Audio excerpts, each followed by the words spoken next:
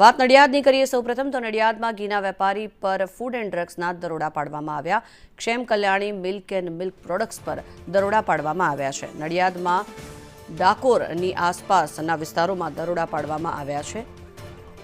Nadiad Dakor road પર સલૂણ તળપદ ગામે factory પર દરોડા પાડવામાં આવ્યા। 8.75 લાખનો 3100 કિલોગ્રામથી વધુનો શંકાસ્પદ ઘીનો જથ્થો જપ્ત કરવામાં આવ્યો, જ્યારે ઘીમાં બટર ઓઇલ અને ફ્લેવરના ભેળસેળની આશંકાથી તપાસ હાથ ધરવામાં આવી રહી છે।